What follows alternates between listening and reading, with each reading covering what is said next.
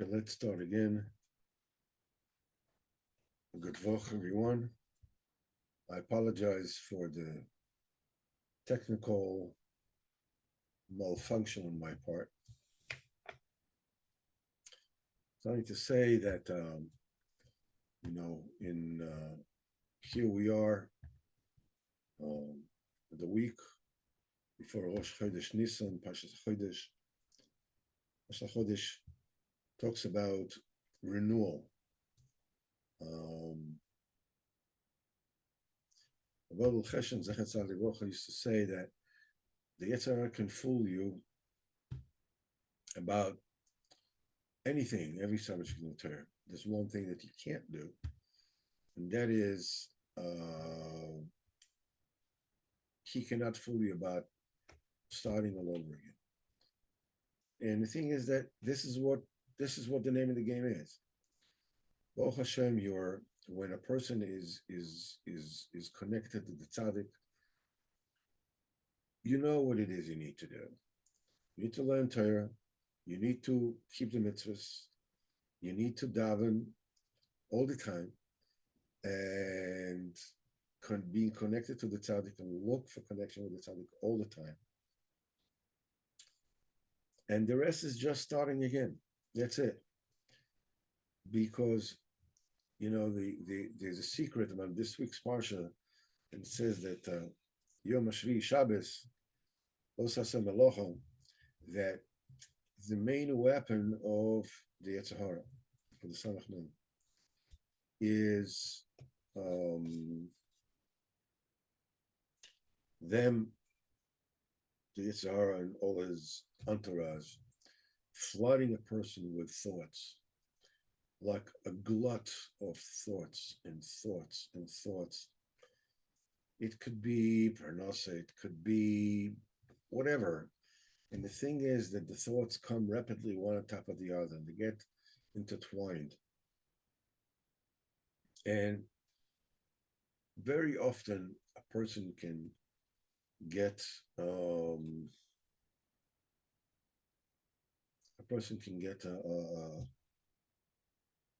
so caught up in the web of all these thoughts, like, I don't know, should I do this or should I do that? Then you have this kind of appreciating sort of like who you are and what you are. I mean, you realize that you ain't hacking it at the level that you're supposed to hack it, at least those that you think that you're supposed to hack it. And the jury is still out whether you don't do it because you don't feel like it, or you can't, or you're really not interested. And anyway, any which way you turn, it can get so overwhelming. All the flood of thoughts can get so and so complicated. It also says, but there is an advice of how to cope with that. That is Shabbos. What it means is you just, in the middle of all these thoughts, you can be upset, you can be offended, you can be whatever. Just stop. Shabbos in your mind. Stop thinking. Okay, so you'll be able to do it for a couple of seconds, and then your mind will boot it off, and then you come back again. Just think about nothing. Shabbos in your mind. Shabbos in your mind is a great refuah for the flood of thoughts, the flood of a person's mind. Just don't think about anything. This is a great refuah. It's also like a reset button to all this overthinking that floods a person's mind. And then you start again. It's Chodesh Pesach. This is the Chodesh Nisan. This is the Chodesh of Pesach. This is the Chodesh of Ischachos. The important thing to remember about Ischachos, about renewal, is that renewal always comes from a position of weakening. When do you renew? You're not renewing, while on a high. On the high, you just hope to keep it going. Starting all over again means that you fizzled, that you failed, that you became weak, whatever it is that happened. That, in other words, it's no longer what it's supposed to be. And we learned this. I don't know who says it.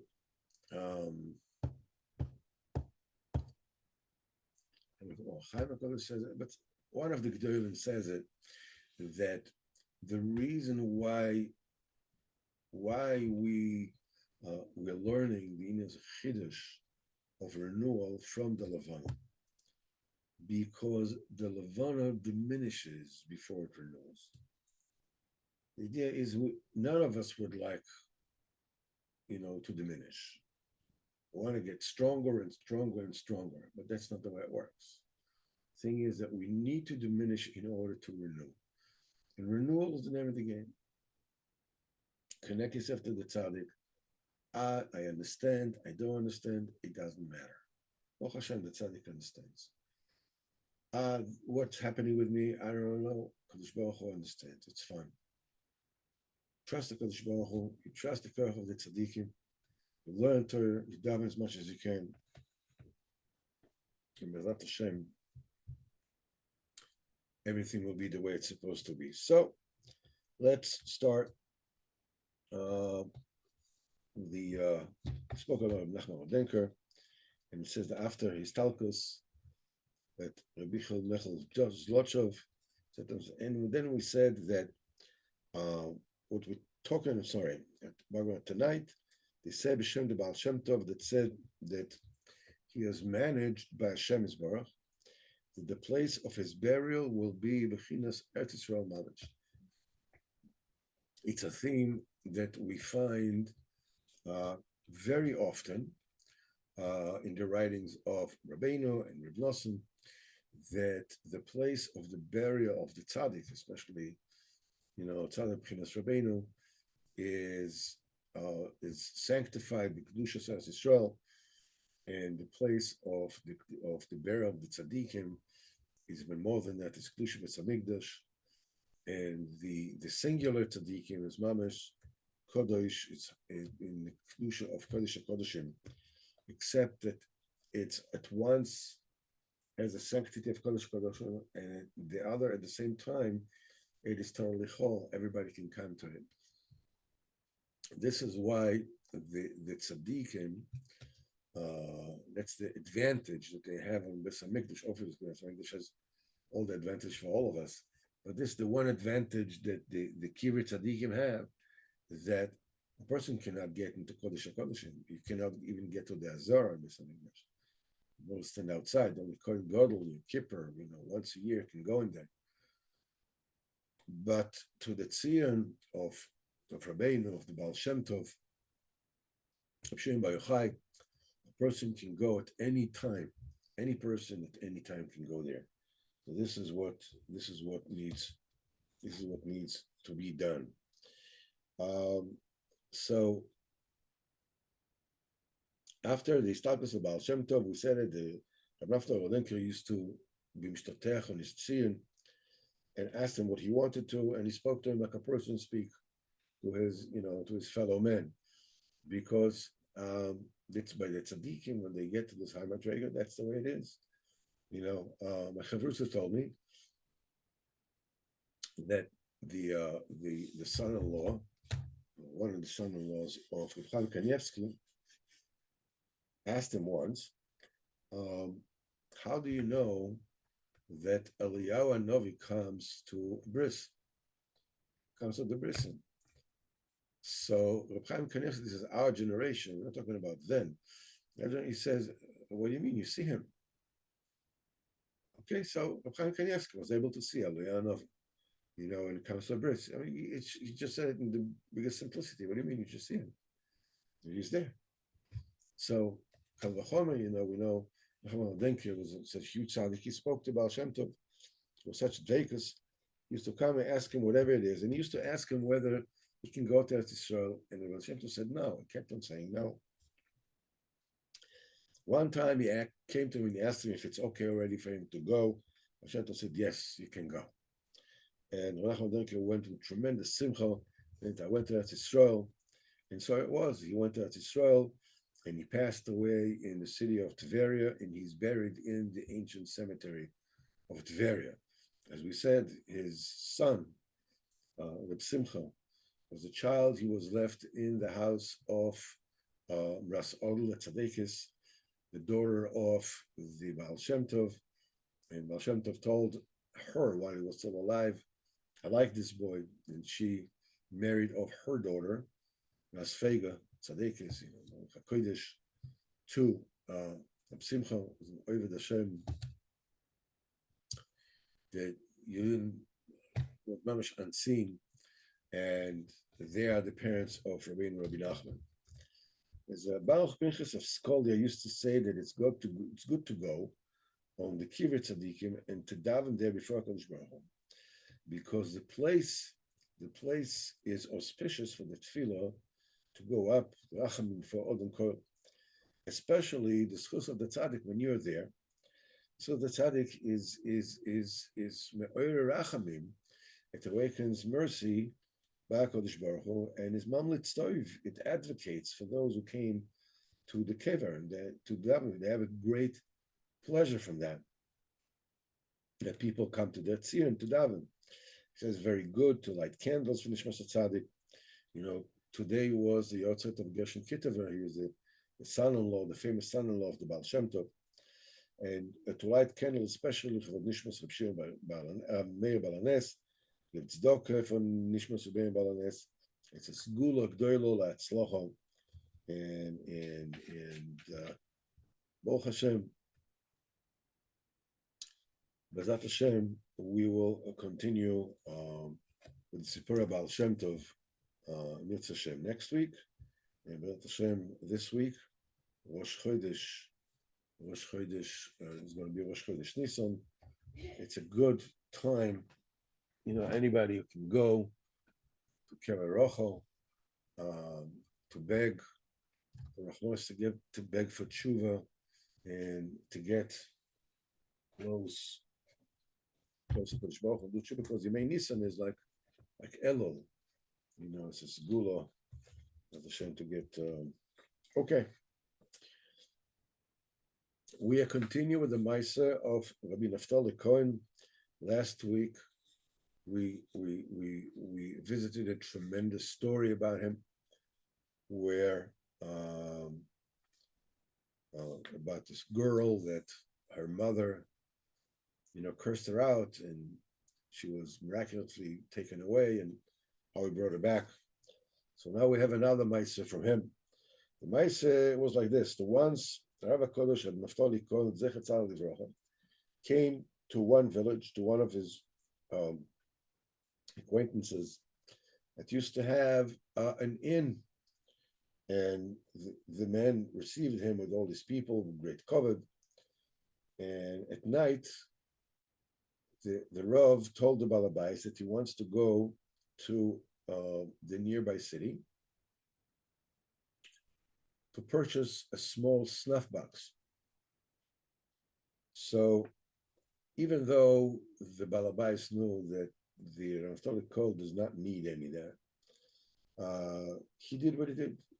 It was winter, and Ukrainian winter, we all know what this is about. Tremendously cold and snowy.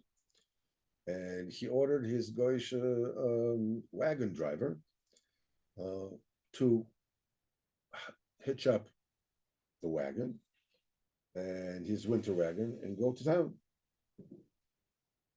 When he opened the gate, he saw that outside there's a storm wind. There's a snowstorm going on. So he told his Goyish wagon driver, says, you stay back and I will drive. And he let the horses go the way they wanted.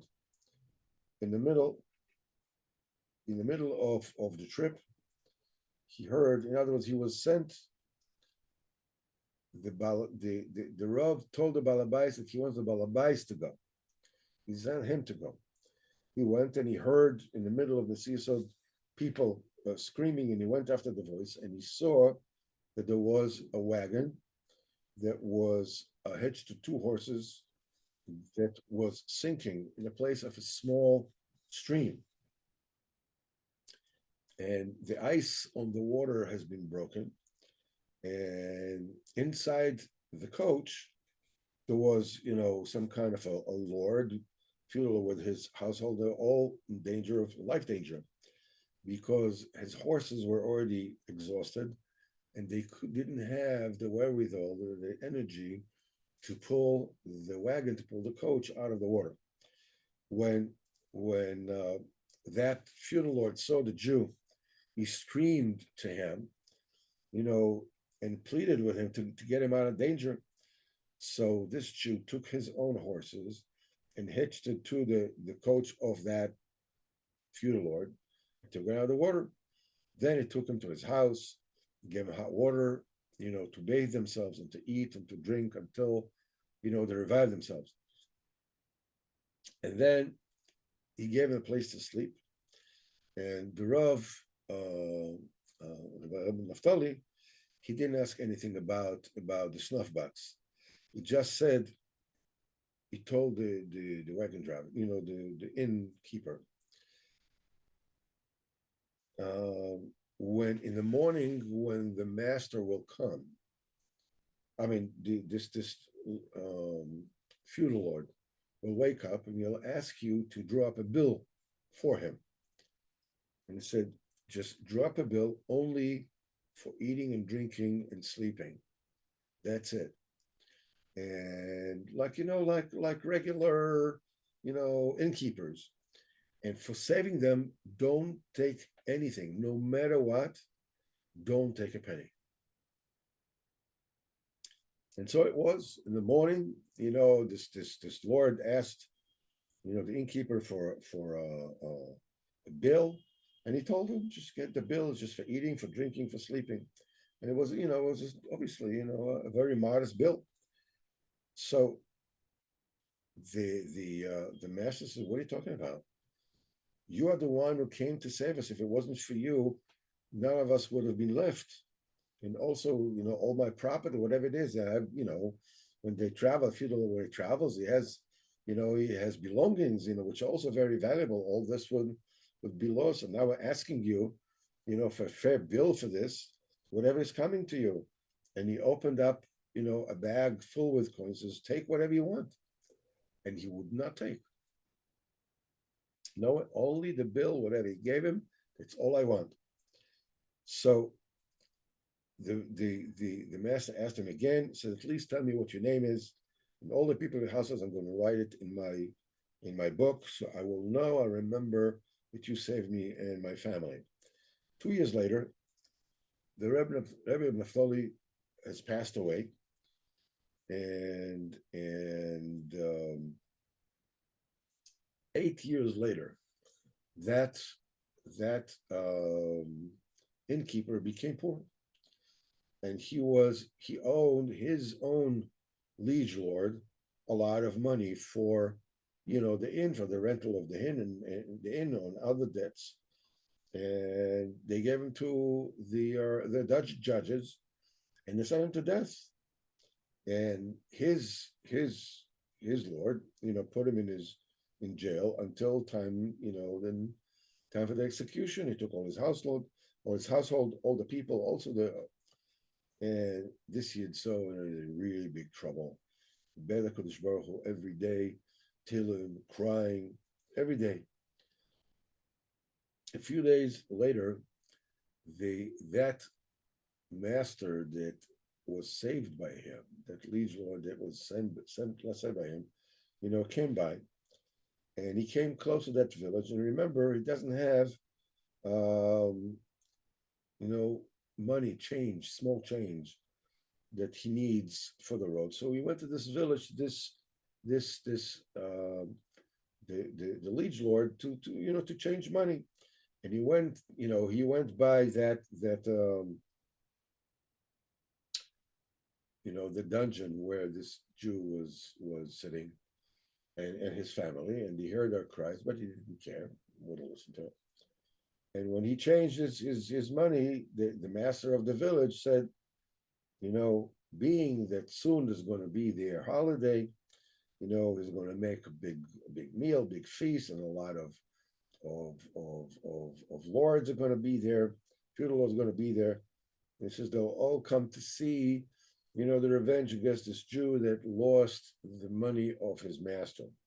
He says, please, Bibi Masimcha. He says, listen, right now I have to go to Kiev. And he says, when I'll come back, I'll come back to you. And he left and he came back and also went through again. He heard next to the dungeon, he heard deer crying. And then you remember that around that area, this was the miracle that he was saved by the Jew from death to life. So he says, maybe I should find out who is this sitting in this dungeon. And he asked the people in the dungeon, what are your names? So the Jew told him his name. So he took it sounds familiar. He took his book, his little booklet, and he saw that's the name of the Jew. He asked also, what's the name of the family members? He told him the names. And he said everything is written by him. So like this, he knew for sure that was the Jew that saved him. So immediately he went home, and he was also, a liege lord. He had an army. He took 1,000 men with him, and he decided to go in the middle of the night to that village. So it'll be very easy to spring this Jew out, and he will come to him and if not, he is willing to kill all the people in the village and their liege lord in order to save him. And this is what they did. He came with all these people, and Shezbach helped them. Immediately, they sprung out the Jew with all his household. They brought him to his town, and they gave him in. They put him in an inn that would belong to another Jew.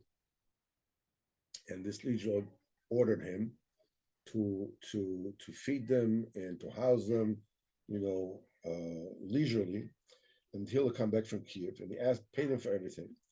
And he came from Kiev, Sholem and everything he paid to the Baal, and he took him and he put him in a different inn. And this master had a special place, a place where they make bromfin, they make vodka, whatever. And he asked that his place where they make the vodka, they should give him supply for a full year. And one day this master came there and asked for food and drink, and then he revealed himself to this Jew. And he asked him, who are you? He says, do you remember me? That a few years ago you saved a feudal lord in the winter from death to life. He says, I am that person. And all this rescue of yours and giving you, this inn, and this is what I did. And this inn is going to be yours for free as long as you live.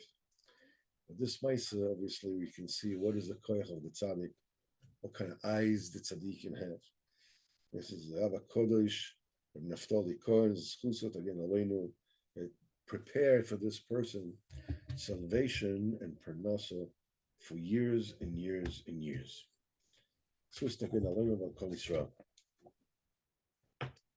And now we are continuing, and we're going to visit the biography of Rabbeinu Arizal. And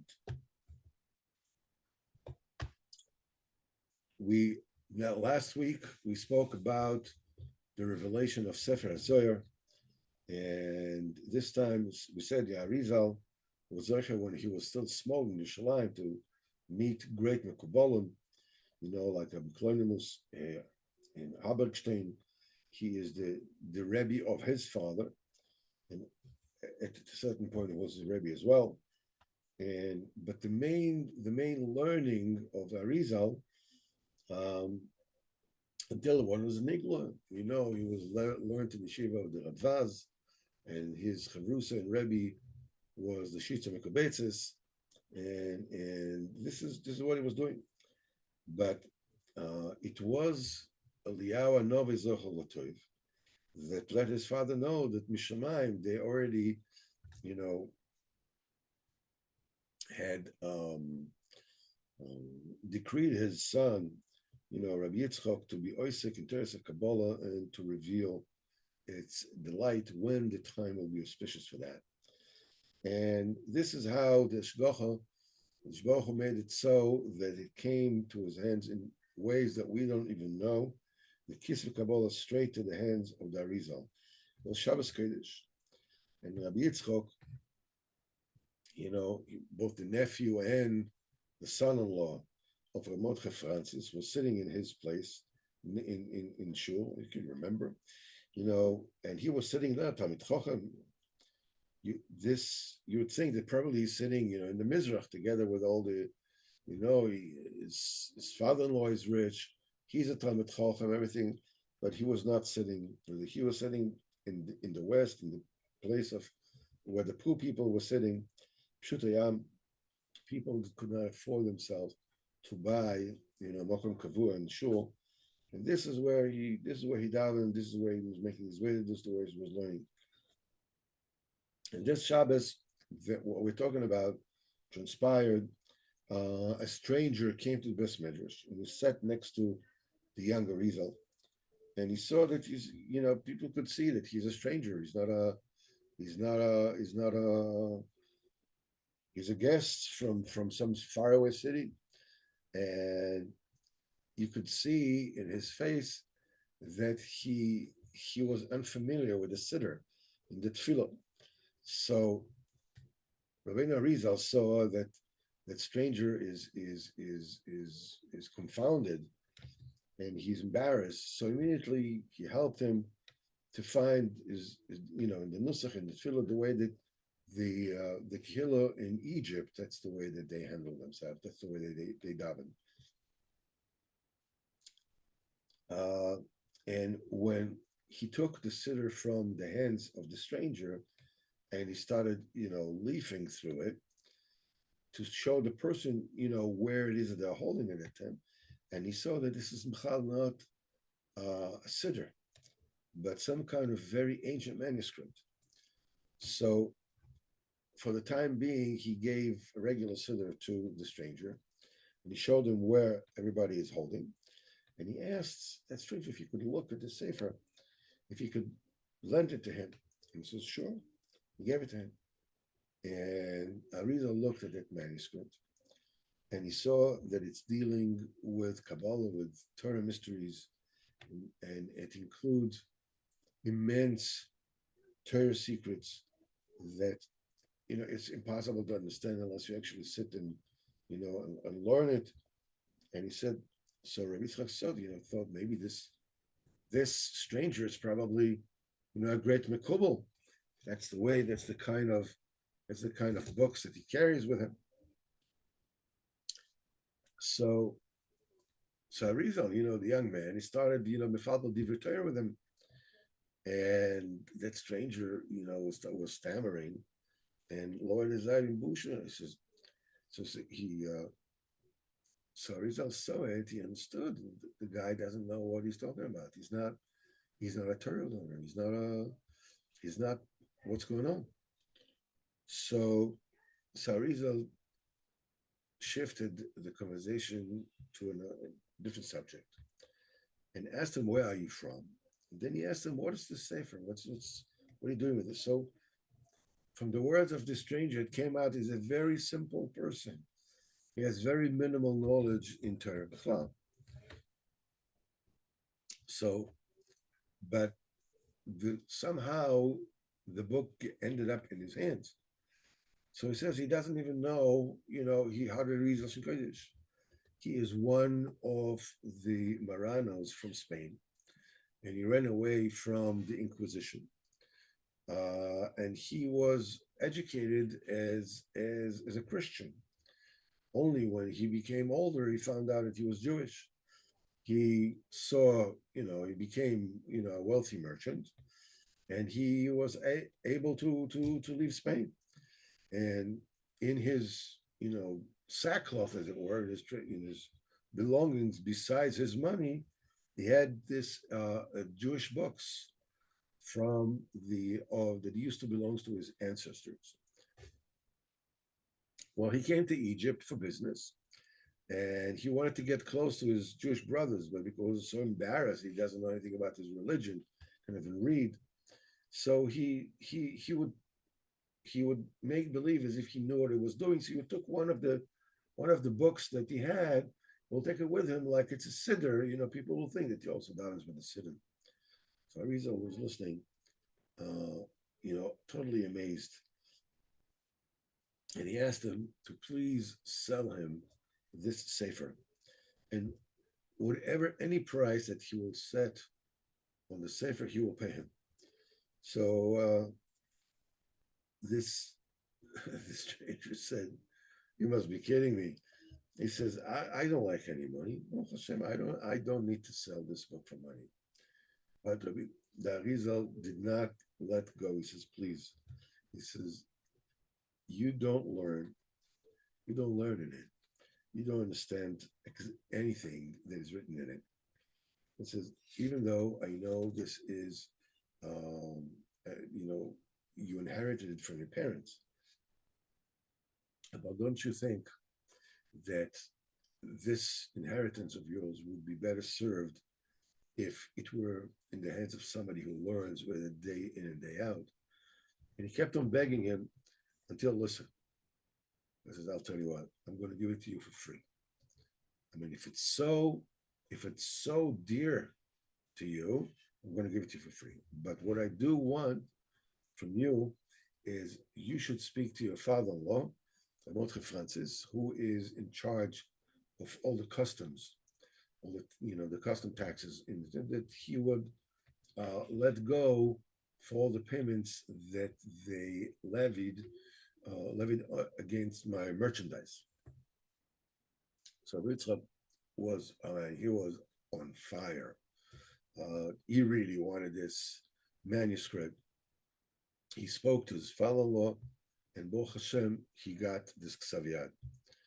And well, this is Arizal is entering the Teres Kabbalah, and he didn't know yet. I mean, is he fit for it? Is he good enough? Is he pure enough? I mean, is our midas, still holy enough?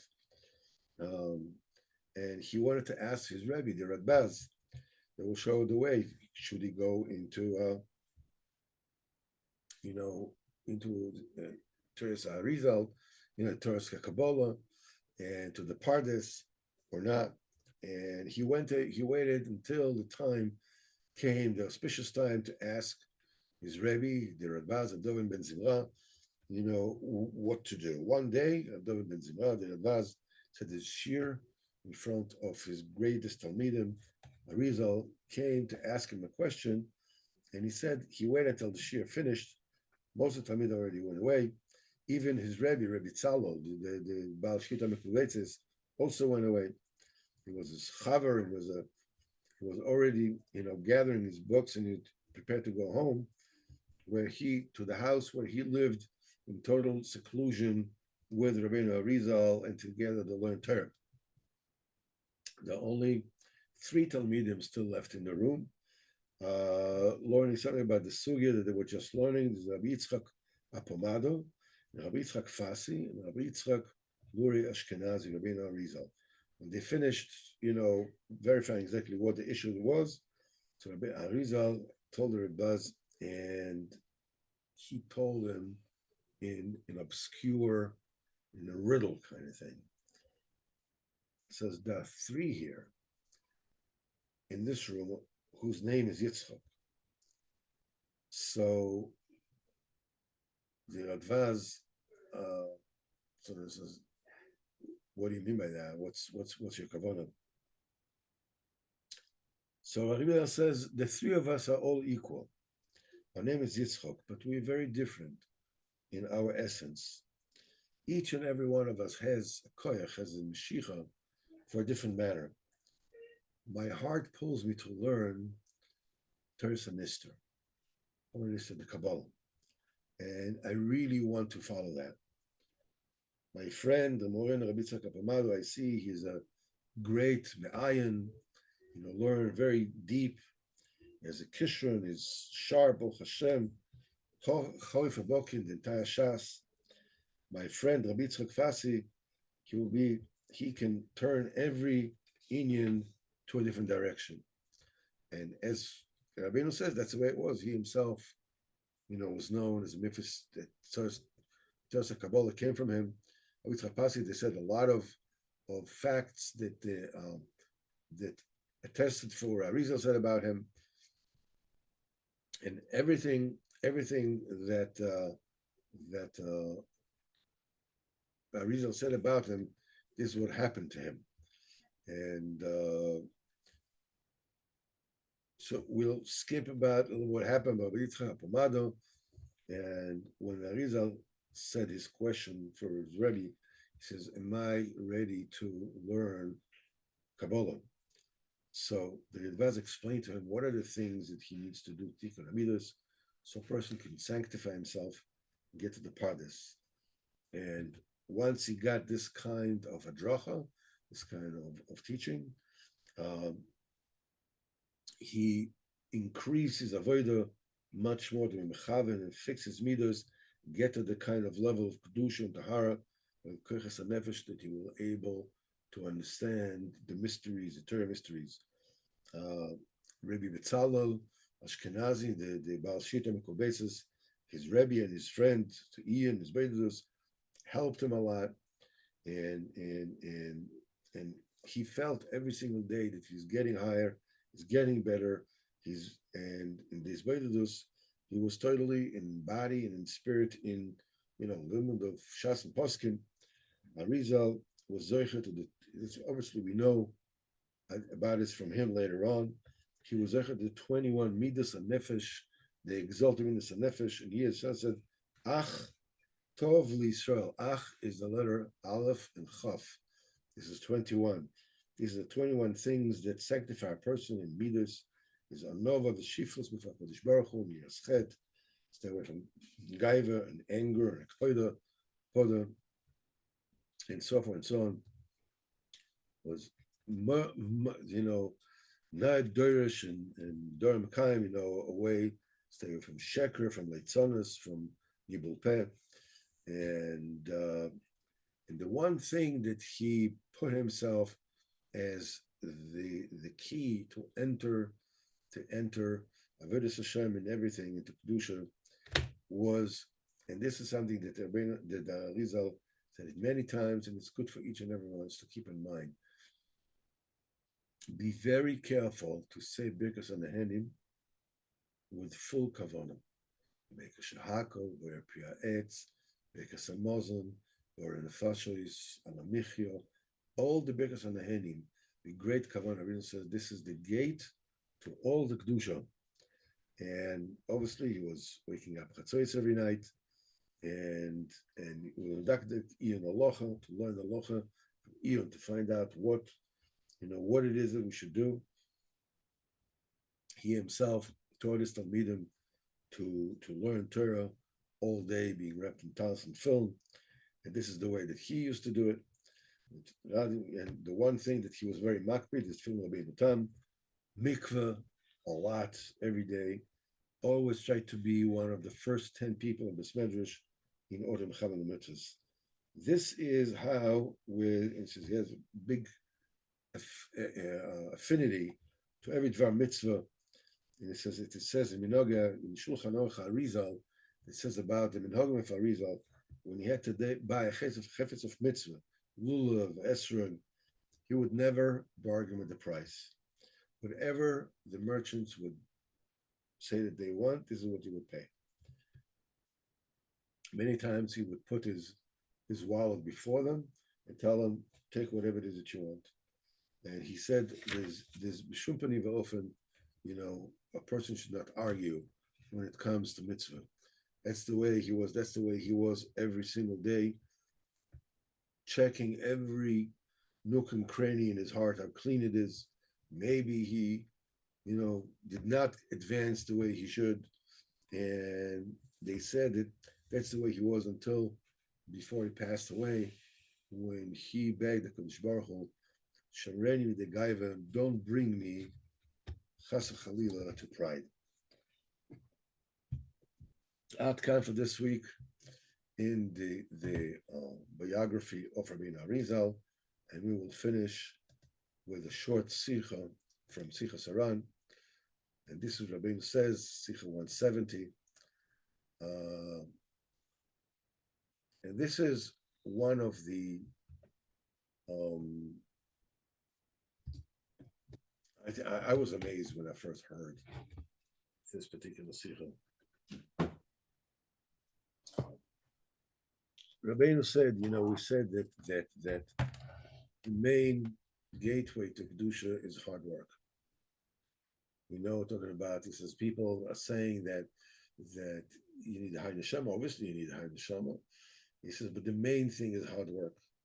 And Nosson says, Pam achas, one time, I asked him why a few of the famous people of Yerushalayim, they worked so hard in the B'nai Hashem. They toiled so hard, and still they did not reach the madrega of the great tzaddikim. What gives? Rabbeinu says, you can say, what do you expect him to say? Well, we didn't have this kind of neshama, his talent, whatever. So Rabbeinu said, no, he says, mistama, evidently, they didn't work as hard. Mistama was a nitgehavet. They did not toil as hard as people think that they did. Because the klal is the main thing is the toil and the effort you put in v'hakol, the fear of a ma'isa. There's no such thing as winning the lottery with Avodas Hashem. Getting things as a present because you have a yichus and because of that. Everything has to do with what you put in. You put in the toil, you put in the effort, you get what you get. You get to what you need to get. You don't put the effort, it doesn't matter what it looks like, it doesn't matter what people think of you or what you think of that. It doesn't matter. Everything depends on how much effort you put into Avodas Hashem. Connect yourself to the tzaddik, learn Torah, daven as much as you can, do masim tovim, think about your friends, help them as much as you can, be open, and continue. Everything is effort dependent.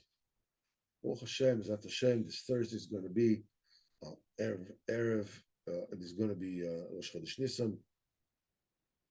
Many Breslovers go to Uman, for Rosh Chodesh, that's Rabbeinu's birthday. He was born Rosh Chodesh Nisan. And many people go Erev Rosh Chodesh Nisan. Yemei Shmuel mentions that he used to go there. He used to see Rabbeinu like Erev Rosh Hashanah. And he saw also in Yerushalayim, many people go to Kever Rochel on Erev Rosh Chodesh to beg, say Tehillim, that Hashem should mezak us all to go to be with Hashem, either to Meron or to Kever Rochel, whatever it is you can get. In Bega Kodesh Baruch Hu, B'ezrat Hashem will be zocher because Yemei Nisan is Yemei Tshuva, and Pesach, Kamavan, and we'll talk about it as we go along.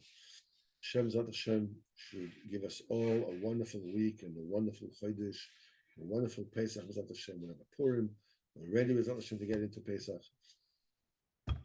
Kodesh Baruch Hu, B'ezrat Hashem, mizaka us to do what it is that we need to do and to stay away from the things that we need to stay away from. And all B'ezrat Hashem with Iskarvus to true tzaddikim. B'ezrat Hashem was zocher to see, the tzaddik we're all waiting for. B'ezrat Hashem and B'yesh Mashiach Tzidkeinu B'nam Amen Amen. Have a good voch and a good month. And B'ezrat Hashem, I'll see you on Monday night. B'ezrat Hashem, Sipurey Maisis. Thank you so much for being here tonight. Good voch.